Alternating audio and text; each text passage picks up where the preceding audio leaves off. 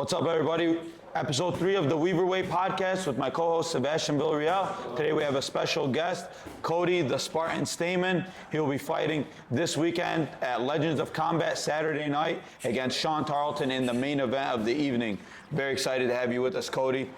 Tell us, how do you feel about fighting in Michigan after a long time fighting in the UFC? I came up in Michigan. I'm excited. Obviously, it's pretty humbling to come home and fight, but I feel like it'll be like old times. I'll put on an awesome show for my friends and family at home, and there's no other place I would do it besides Michigan. Absolutely, man.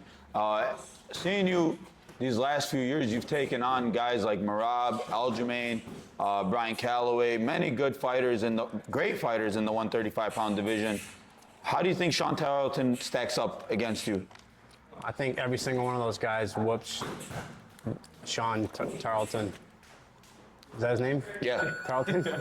Yeah. That's him. I mean, I'm somewhere in between, like, wanting to be respectful and you know, I know this is like his shot to fight someone at a different level, and I'm very happy that he took the fight.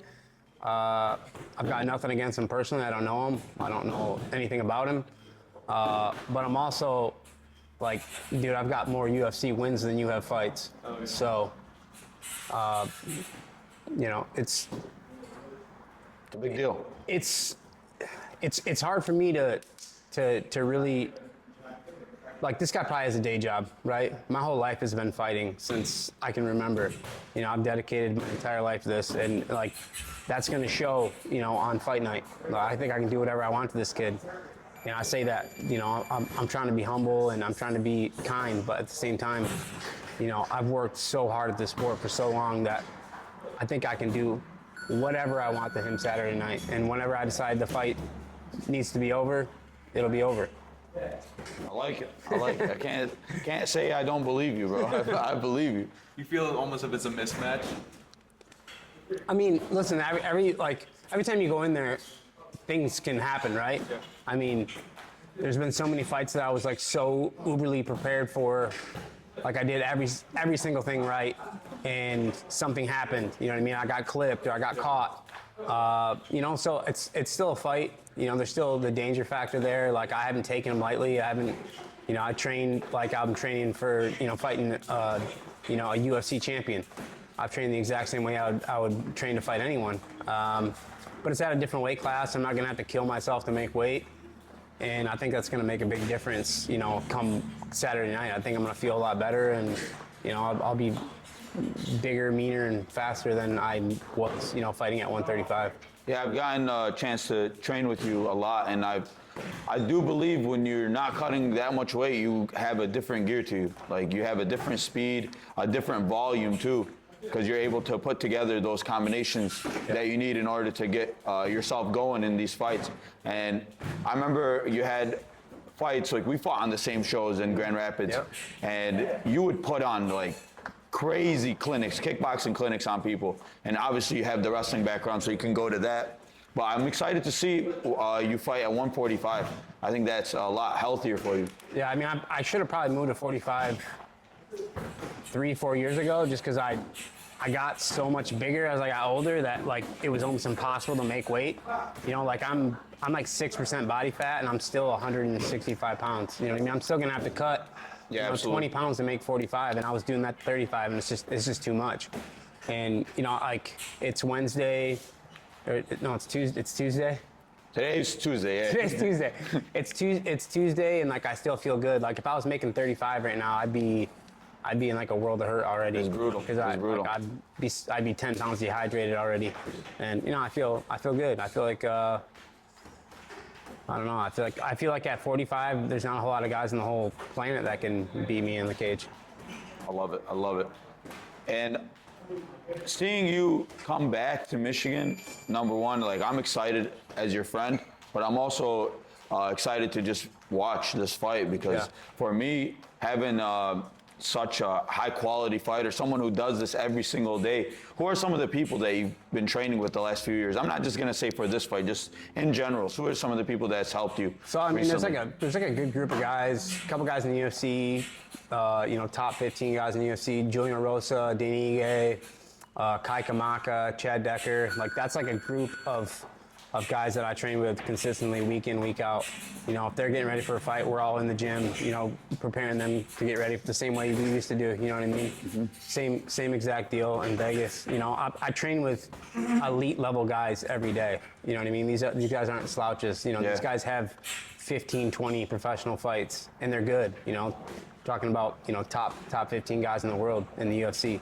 So it's high level, and it's a grind, you know what I mean? And like I know that level. You know, I fought 3 UFC champions. You know, I'm 1-2 against UFC champions, and against Merab, you know, probably the closest fight he's had in his last 10 fights. I mean, in my opinion, I beat him, but you know, my opinion doesn't matter, right? But it was a great fight. Yeah, it was a really close fight. You know, he didn't steamroll you like he does a lot of people. That's the level that I bring into the cage. You know what I mean? Like I've had some hiccups, but you know, a lot of that was just, you know, cutting too much weight, and I just couldn't perform on fight night because I wasn't coming back the way I needed to. I see it. I see what you're saying. There's a lot that goes into these fights. Like there's fights, like you said, sometimes things happen in the ring. Injuries. You can't underestimate anybody. Like you've had even like your knee blow out in a fight. I remember like there was that one fight in WXC where you even shit your pants. Yeah, that's true. That happened. True story. What? Yeah. Dude was choking me, dude. I was trying to pull out of it, and I crapped my pants. What? He definitely guaranteed he won that fight. By the way, Yeah, my only loss before getting in the UFC. But like, and I finished the round, won the rest of the round, and then won the next round with shit in my pants. that was like one of the first. Actually, that was like one of the first MMA fights that I went to. Cody, I remember, by the way, you young fighters take notes on how Cody STAMANN sells tickets. He handed me the ticket and he said, "You're going to the fight." And I was like, "I guess so." I bought the ticket. I respected him, so I was like, "Let me just do what he tells me." So I went to the fight, and that was like the biggest robbery I've seen. That was those judges are going to hell for that. Decision? Yeah. Yeah, I was gonna say. Yeah, and it was not close. Split decision loss. And it was like, I won every round. It wasn't even close. Mm-hmm. It's tough. The guy had a good guillotine. Yeah. But outside of that, he didn't win a round in that fight. But that's part of fighting. Sometimes shit happens. But See it every weekend. That was good. Yeah.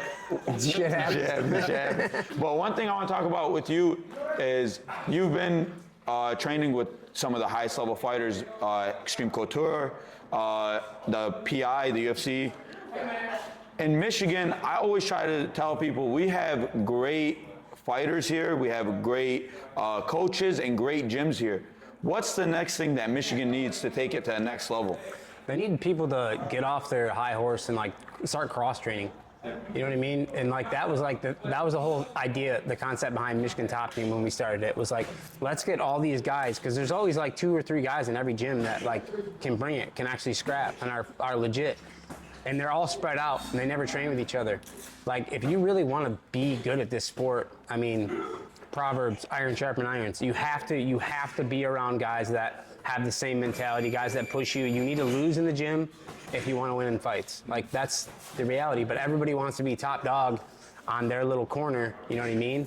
And like I'm starting to see like you and other gyms like, you know, you're having like these smoker shows where other guys come in and you compete with them. Yeah. You know what I mean? Like that has to happen. You know, you need that competitive experience. You need it every single day in the gym. Like if you really want to be good at fighting, the reason I got exponentially better at fighting in a big hurry was because my main training partner was Darren Cruikshank, and he was the best guy in Michigan. Yeah, by far. You know what I mean? Like I wouldn't be where I am today if I hadn't made the decision to be like, all right, this is the best guy, I want to train with this guy.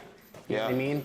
And like Darren whooped my ass for years and years and years and years. I mean, it's probably a different story now, but you know what I mean? Like I took a lot of beatings from him, and same thing with you. Like you got so good at kickboxing because you were training with me and Darren when you were like coming up. You know what I mean? So you went from like not knowing anything to being insanely good at kickboxing in like 2 years because like the guys you were training with, drilling with every single day were like already pretty high level. You know what I mean? Like Darren was already in the UFC. I was almost in the UFC, like that's when you started, and that's where you started, and that's what it takes to be good at the sport. Like you need a good coach, you need to be super disciplined and like really want it, and you got to be around guys that have that same like grind mentality as you. You know what I mean? And that's absolutely. not, you can't be like, oh, I threw a jab cross 100 times on the back, I got this figured out. Like, no, dude, that's not how it works, man. The best boxers, the best MMA fighters, they're doing the basics every single day until it's like they can't even do it wrong. Right. I agree. And you were one of those people, like, I know you said Darren was someone that he would beat you up every day and you got better from it. Man, like when I first started training with you guys all beat me up, you know? Cody would beat my ass every day, Darren, we had a bunch of other guys, Hernandez, Derek Mandel, even other people that were really good, but you can't get better just being the hammer every single day. I truly believe that. If you're not getting those hard rounds, you're not gonna improve. And another thing, like you guys, I saw true hard work when I was coming up.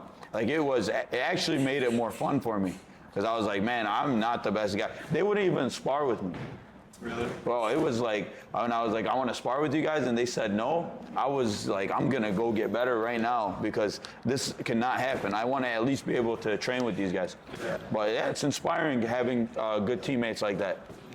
That's what it takes. That's what it takes. I mean, fighting, it's an individual sport, but it takes like a group of people that really care about each other. And there's a brotherhood that you get from fighting that you don't get anywhere else. And you need that, you know what I mean? You need people that you care about. Because, I mean, fighting is dangerous, and to do it day in and day out, you need guys that, one, know how to pull shots, you know what I mean, and don't kill their training partners. And you need guys that are going to push you, you know what I mean?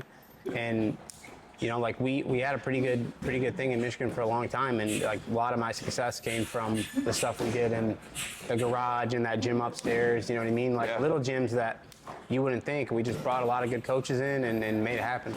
Absolutely. We had good coaching, good teammates, and honestly, like a lot of it has spread out now. Like you got me here, you got Jesse a few miles down the road. One, You got a lot of good guys that came from that stable that you started with Darren and Jason, the Michigan top team. That is something I'll always take with me forever. I'm truly grateful for that because I got to learn from some of the best fighters I ever met. So and a big person that hasn't been mentioned yet that is like a key to the success of Michigan top team is Kara Rowe. Absolutely, 100%. Kara Rowe, literally, I thought I like knew everything there was to know about fighting when I met her, and she absolutely changed my game. If it wasn't for Kara Rowe, I never would have been in the UFC. I never would have been as successful as I was. She is a great boxing coach. Yeah, the best boxing coach I've ever worked with by far. I agree, 100%. Taught me everything I know about boxing. Yeah, 100%. By far. She knows more about boxing than most people will ever forget. You know, I've yet to meet a coach in my life that can teach such good technique. Yeah. I've never met a more technical She's so strict too. She's so strict. Yeah, and it's like at the time, like it would take us, like me and you would drill the same thing for like 6 weeks that she'd show us, and I'd be like, man, I can't fucking get this. And we'd come in every single day, like 2-3 hours before practice, and just go. Cody used to call it doing the boring shit, and we did it. Yeah. But those were the days, man. Those were the days that That's where I learned everything I know about fighting. Yeah. Yeah, we really developed in that time, and you went on to move to Vegas, and you fought in the UFC, big level. What do you think it is after this fight? What do you want to do?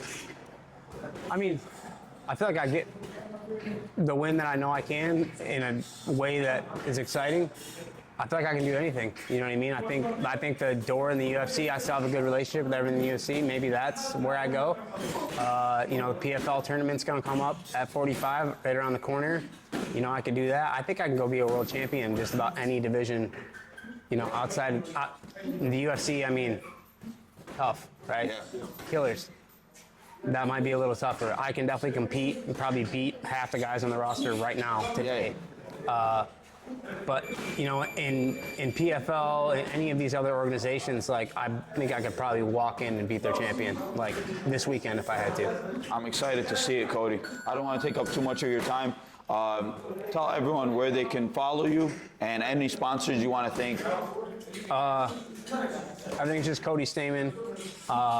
Thank you for having me. I just want to thank God for For everything. For everything. Yeah, everything. I'm excited, man. And again, Saturday night at Legends of Combat, Cody Stamann will be taking on Sean Tarleton in the main event of the evening. Make sure you guys hit him up for tickets or come and just meet us at the door. We'll get you tickets. We got you. Amen. Amen. I'll just hand them to you and make you pay me. Yeah, you better pay or we'll shake you down. Cody, thank you so much. Appreciate it, bro.